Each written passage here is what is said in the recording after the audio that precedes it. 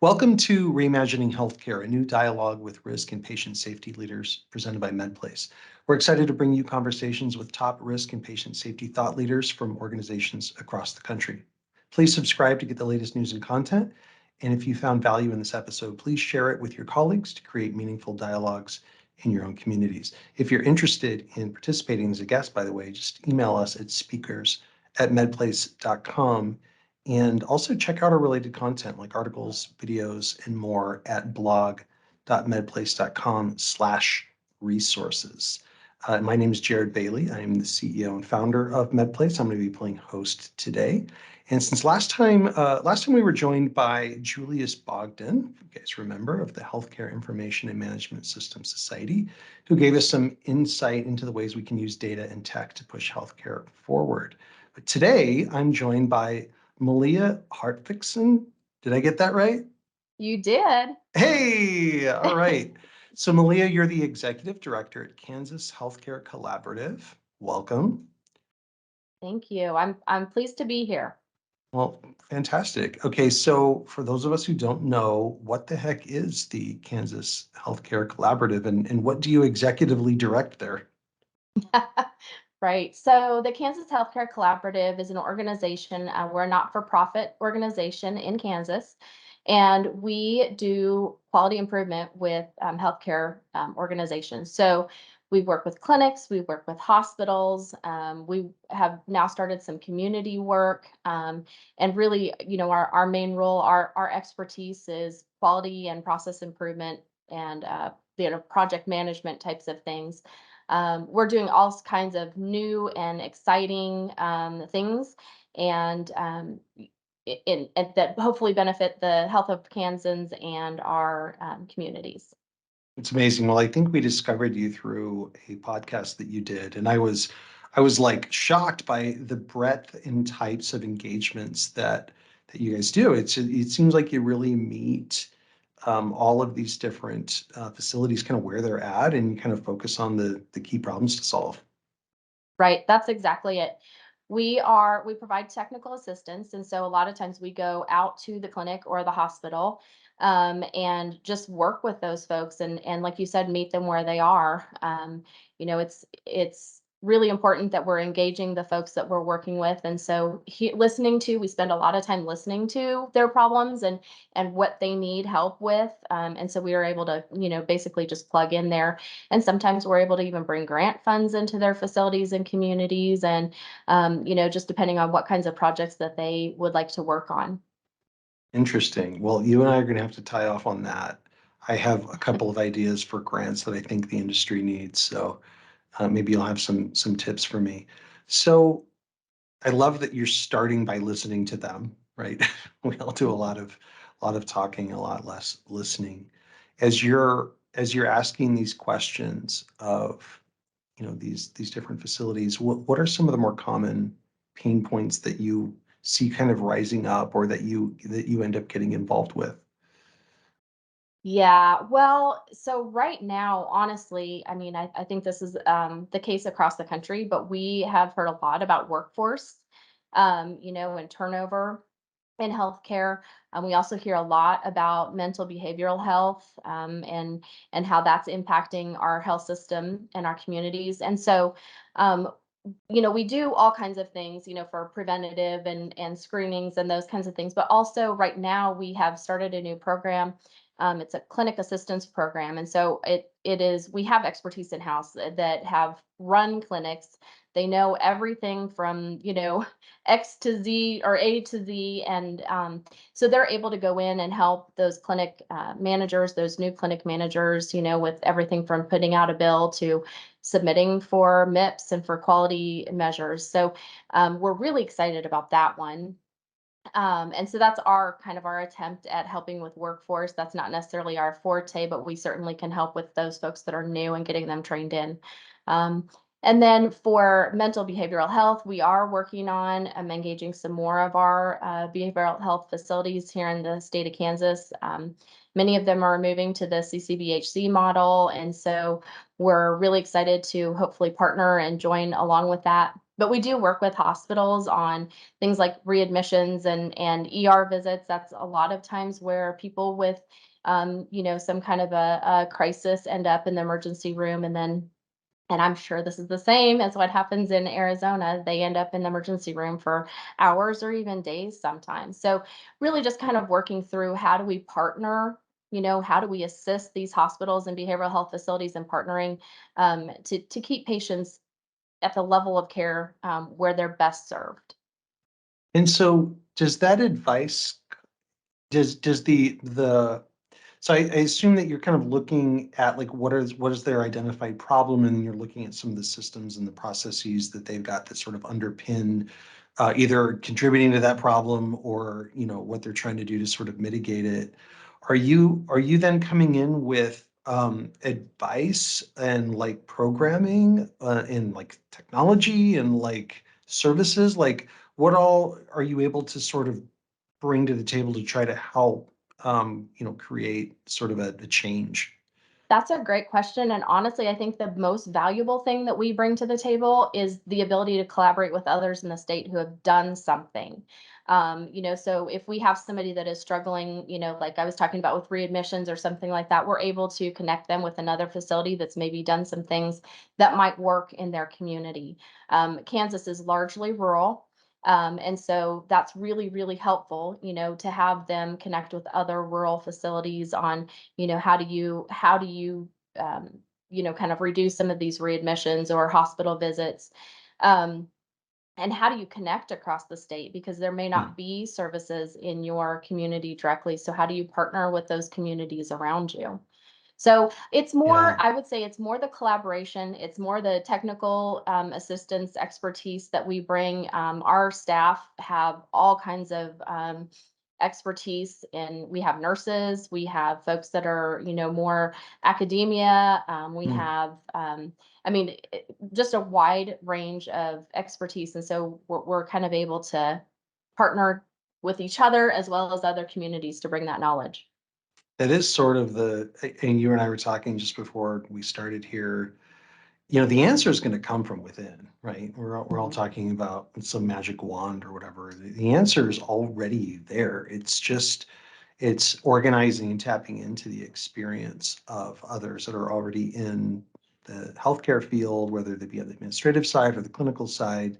I mean, it's not like these problems are unique ever, right? There's always Right. somebody who's dealt with them, but like creating the connectivity and getting that engagement from the community has been I think where the friction has been. And I think once you're in a rural environment, you have less opportunity for connectivity and learning from others quickly. So I think it's great that you guys are doing that. We're going to do some stuff and launch some stuff next year that's going to hopefully help create opportunities for connectivity as well. So we'll have to exchange some notes on that. Sure. Um, okay, so you had some really interesting stats on the podcast that Mhm. I listened to. Um, for example, I had a question here. How does a hospital bring CCM readmissions down to one? So you've got some Sure. fun anecdotes. What do you got to share with me here? How does this Yeah, magic happen? so for that particular organization, I just want to be clear, it wasn't all readmissions, it was those patients that were referred into the chronic care manager. And so really what happened is that chronic care manager was able to just be there for the patients. She was kind of the stopgap for before you go to the emergency room, you call me, or if you're experiencing these symptoms, you call me. And so then hopefully catching that before they are admitted to the hospital. For example, a patient with CHF, rapidly gaining weight, then you need to call me and let me know. Or, just kind of those signs and symptoms. She used some, kinds of like stoplight kinds of posters and sent those home with folks, or I guess brochures more like, and just said, if these things are happening, that's when you connect with me. And that's keeps them from going and getting even sicker. She's able to kind of intervene before then. And then she has that ability to just kind of be on call for these patients. And so it's not like they have to try and make an appointment with a physician or anything like that. And if it becomes really critical, she has that in with the doc and says, "Hey, we need to get this person on your schedule today." Wait, and forgive me, she's a staff member of yours, or she's a consultant No, by no, any no. means? She was a staff member of the hospitals. Of the Um, hospitals, you just got her into the position of being able to do these things. Right. Yeah, she was a chronic care manager nurse. She was new to the organization. This was a whole new program for them. And so she really works out of the clinic. And we've been working on things like hypertension and diabetes management, prevention and management. And the hospital really wanted help with some of these patients. They had a pretty high readmission rate, and so what they started doing is referring patients that would qualify for the CCM program into her. And then, like I said, she was really able to during let's see, the measurement period was 9 months, and she was able to reduce. She had one readmission, and that was a patient that had COVID. And so that's really, I mean, Wow. exceptional. Yeah. And Oh my honestly, gosh. when we're working with our mental behavioral health patients, that's what we're finding too is the most successful is when you can connect them with somebody that can guide them to the right care at the right time. That's amazing. What a great example. What a great program. Have you been able to replicate that in other places? Is that something that has become part of the playbook now? Yeah, so we've done a lot with chronic care management type folks, but every organization is different, and so their solution is probably a little bit different.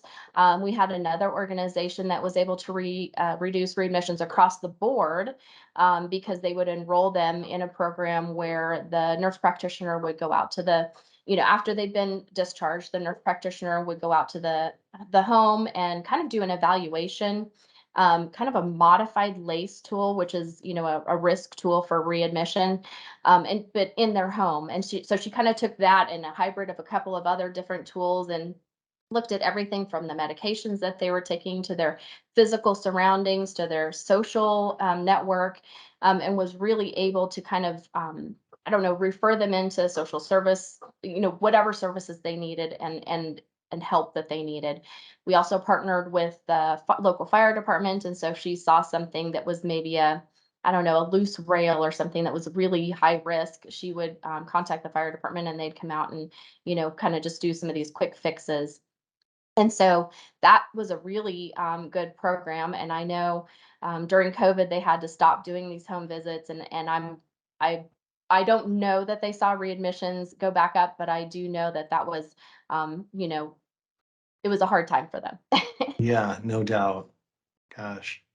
So, so maybe demystify the process a little bit for me or for others who are interested, because, we're a national platform and we have people in risk and patient safety across the US, and a lot of them don't have access to something like this, or they don't, maybe they're in a position to be able to create this kind of collaborative sort of fabric in their particular markets, and they maybe could use a little bit of, what does it look like? But how does an organization today engage for collaboration? Like, what does that look like mechanically? They raise their hand and go, "Hey, I really like what Malia's talking about. I'd like to figure out if we can collaborate more ourselves." What does that look like? Yeah, well, I mean, collaboration is just that, right? I reach out to everybody and anybody and I try to connect with them. We actually, the Kansas Healthcare Collaborative is kind of modeled after the Iowa Healthcare Collaborative. Oh, okay. And we're funded, like I said, a lot through, like we have the CMS QIO community work. We are funded, but we don't directly take the grants. We subcontract generally for Kansas facilities. And so we have subcontracts through the CDC and through CMS, but also some local folks, that if we can find some funding there.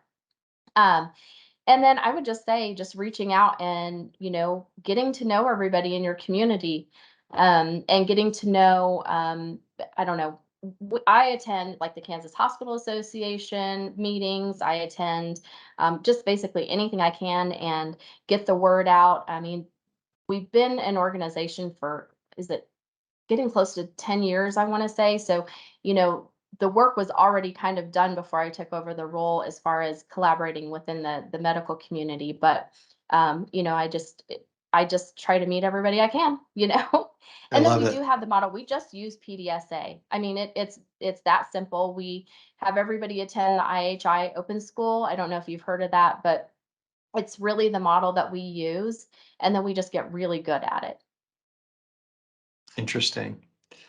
So, I know it's a whole spectrum of organizations, providers out there. Some of them are very, very open to collaboration. Some of them are on the other side of the spectrum, right? Do you ever run into like, I don't know, defensiveness or skepticism or no, we're fine, like we don't need to collaborate, like, and if so, like, do you chip away at those walls or how do you do that? Yeah. Yeah, so we do, we absolutely do, and a lot of times that'll happen, even with turnover. You have somebody that's really really engaged, and then you get somebody that's new, and they just don't have the bandwidth.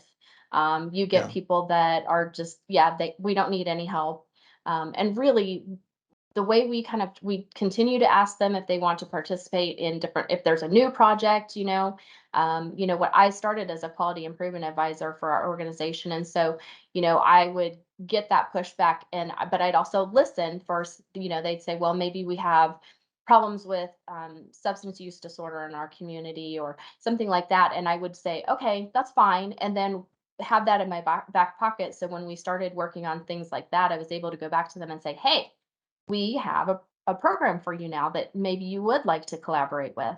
Um, yeah. and then just like you said, kind of keeping at it, just connecting with them and just touching base and saying, hey, we're here.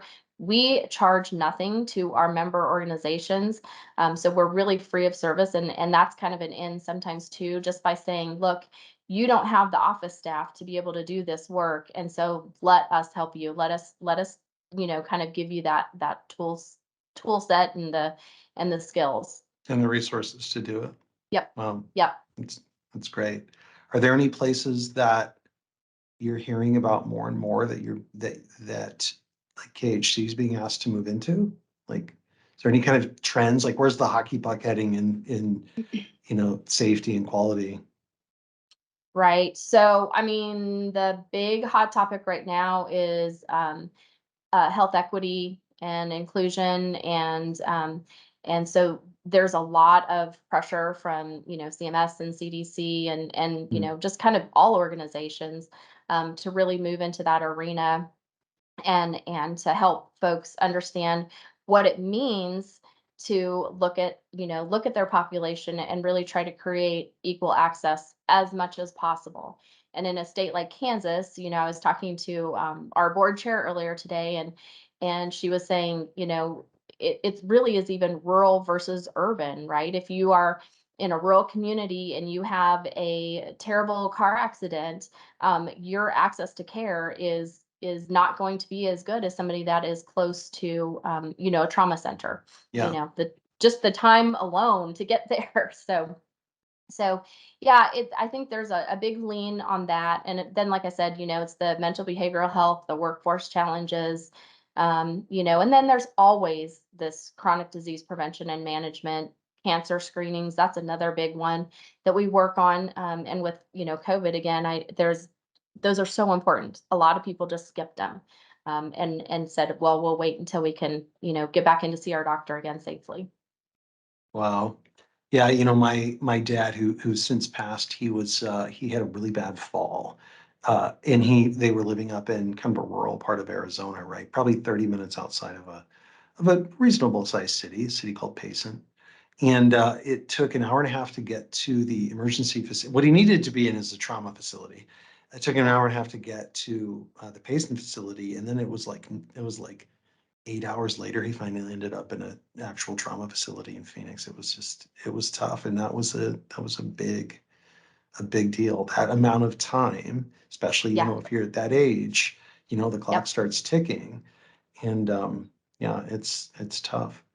Well, so what kind of tools, if you end up recommending tools, because I'm always interested, because we're like, we MedPlace, we're like a tool in this safety and Sure. quality stack, right? And I'm interested in what else is in this stack. Like, are you aware of iPass? You ever heard of that company or seen I anything? pass. I have heard of it, but I am completely blanking No, on. I'll catch you up. They have this really interesting, I say it's really simple technology, but they deal with the handoff process from one provider to the next, and like how to make that handoff as Okay. as uh, effective as possible, make sure that all the core and essential information gets communicated in the right way. And, because that's where a lot of the issues come ultimately stem from. It's just the handoff one provider to the next and what gets Right. lost in that, right? So Yep. anyway, they're just like a company that I look at that's just putting up really interesting stats as far as their ability to move the needle in patient safety. And I just wonder, like, what else is out there? Is there anything out there in communication? Or, I mean, one area I'm interested in is peer support, which we can talk about in a little bit. But is there anything out there that we should know or our audience should know about or keep an eye on? Right. So through some of the organ or some of the programs that we work, we have a chronic care manager, chronic care management toolkit. So it really does from nuts to bolts describe how you should implement a CCM program or how do you bill for it, how do you structure it. We're working on a vaccine confidence toolkit. So basically resources for providers to just like quick posters or talking points or those kinds of things. But we have several different toolkits. I'm trying to think of some other ones. But then there's also like the really well known toolkits like the readmissions toolkit, some of those AHRQ toolkits that we'll use those too, and we'll promote those too. Yeah. And so really, yeah, I mean, it just really starts with that assessment. We assess each organization to see where they are, and then kind of figure out what it is that would fit their need. But we've kind of built this You got whole some library tools. of resource. No, that's great. Um, I keep thinking there's this opportunity. I know there's an opportunity here. You know, we MedPlace were born on the risk side of patient safety, which most people, there's most companies, there's a hard, like, there's a wall between risk and patient safety and quality. And I don't know why that is. Well, I do know. I've heard reasons. But Yeah. it's really interesting because it's really all this big continuum, right? It's Right. when unintended things happen on the risk side, it's like, now it's something we have to like deal with, and this might become a lawsuit or it might become a claim or that sort of thing. But upstream from that, from bad things happening, are like the delivery of care. And that's where things um, like CRP programs, like early resolution communication programs come in, or even upstream from those, you got peer review. And this idea that it's just really all one big continuum of like, how are we trying to avoid, unintended outcomes and continuing to increase our quality? And when you find that firewall between risk and patient safety, you lose a lot of the opportunities to like learn and get better and that sort of thing. And there's also like this business case that I think a lot of people on the patient safety and quality side miss, is that there's like real dollars that are happening over on the risk side. When things finally go bad and now you've got to get law firms and you're settling claims and all this stuff, there's like real quantifiable dollars, and there's tons of data. There's a company called Candelo, for example. I don't know if you've ever heard of them. They are the how do I explain this? So Harvard Medicine has a captive insurance company, right? They self-insure, and that insurance company started collecting a bunch of data on their claims over the years, and this really, really rich data that they use to feed back to their quality and patient safety systems to try to get better at everything, right? It's like, hey, we know what we're getting sued for. We know what bad outcomes are happening. Let's use that data to get really good upstream, right? And they did this really great model. And then since then, all these companies and hospitals and carriers even started subscribing to this database. And it's really valuable stuff. It like can actually quantify the dollar value of when bad things happen, right? And why it's worth investing in this safety program, right? So I don't know. I keep like banging this drum, and there's some really bright spots in the industry that hear it and have been banging it far longer than I have. But I think if we look at safety and risk as this continuum and the spectrum, and it's all really should be pointed back to, patient outcomes and safety.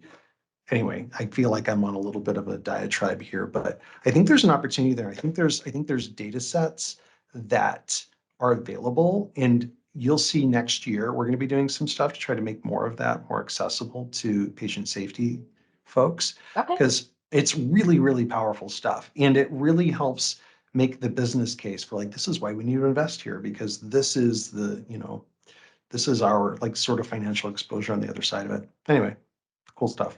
Yeah, I'll keep it's you really posted. hard to demonstrate the cost of avoiding something, you know? Right, It's right. yeah, Yeah. yeah. So if you But have really, this I do data it that is quantifies it, yeah. yeah, those you know, when I used to work in a hospital, and that risk and quality, you have to be like best friends, you know, because if Yeah. you start getting notifications for something for near misses, those kinds of things, you better be paying attention to that on the quality side, because then you need to start working on some process improvement internally before it becomes an actual risk, you know, a lawsuit or somebody really gets harmed. And so yeah, yeah, I mean there just has to be that relationship. Absolutely.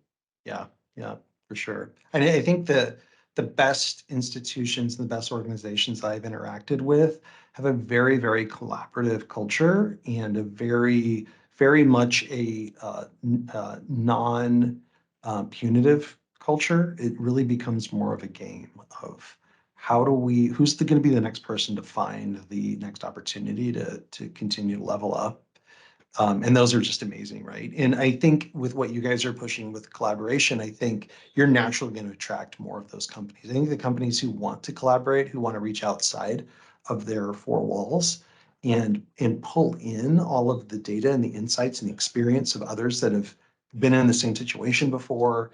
I mean, those are the ones that seem to be leading the way in the whole game, right? Yeah. Yeah, absolutely.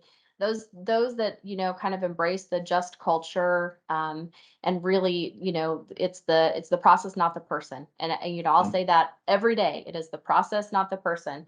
You know, most of the time, um, there is no evil intent behind a bad action. There was just something in the process that broke down that allowed that person to make that accident because they were tired or because, you know, this is what we always do. And so, you know, you have to really investigate those things. This applies to every industry, but I tell my own team that a good system beats individual heroic efforts every day. Good system design and the opposite of that, bad systems design will take really great people and hamstring them or put them in positions where they can't really exercise their full potential. Well, yeah, this was awesome. What else? Is there anything else that we didn't cover that you feel like is important for people to know? Um, you know, the only other thing I would say is, you know, I am just very blessed to be a part of a team where every single one of us is passionate about the work that we do. And I can't say that enough because that's probably the most important thing is that everyone with whom I work just they really care about, you know, how do we improve health outcomes. Yeah, and it really comes through. I can feel the heart and the mission behind what you guys are doing, and it's awesome. It's awesome to see, I'm really looking forward to seeing like what next year looks like. But I think maybe it's because my Enneagram subtype is social, but I think that the answer to all problems ultimately comes through collaboration and getting outside our four walls and figuring out who else has plowed the road before. And it sounds like you guys are doing a great job of bringing all of that connective fabric together and then helping facilitate real analysis and really like finding the wins. Like, what's the program that you can really develop to say, we solved that, and then building playbooks out of those that can be reused. Yeah. I mean, that is just gold. Love it. Yeah. Yeah. We're very lucky to be able to do this work. So Amazing. Well, anything else you want to add before I finish this off? I don't think so. I really appreciate your time today.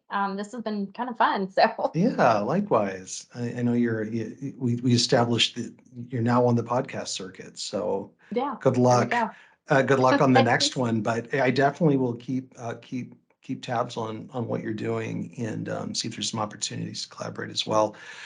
For those of you who want to get a hold of Malia, I can post your LinkedIn in the show notes and just make sure that people know how to get a hold of you. If they hear Yep. this, they know where to go. And I think that should work. Anything else? Any other way that people should get a hold of you? What's the website for Um, It is www.khconline.org, I believe. Yeah. And honestly, I don't know if, I'm always open to people giving me a call. Like, I really don't mind at all. Um, or emailing me. I don't know if you have my email, you can post that. I yeah, mean, happy to. again, the Yeah, more I can collaborate with folks, the better. you're a Okay, it's collaborator and a connector. khconline.org is our website. khconline.org. Perfect. Yep. Okay, I love it. Well, for everyone else, thank you for listening to Reimagining Healthcare, a new dialogue and risk and patient safety leaders podcast. Subscribe and share if you found it valuable. And for a deeper dive on the content we covered today, check out the Knowledge Center for articles, videos, and more at blog.medplace.com/resources. And again, if you'd like to be a guest and join in this conversation, just email us at speakers@medplace.com and make sure you follow Malea. You'll see her information on the show notes. You can connect with her on LinkedIn. And Malea, this was awesome. Thanks for making the time. Thank you. Yeah, All right. thanks. Okay, we'll talk soon. Bye-bye. Bye.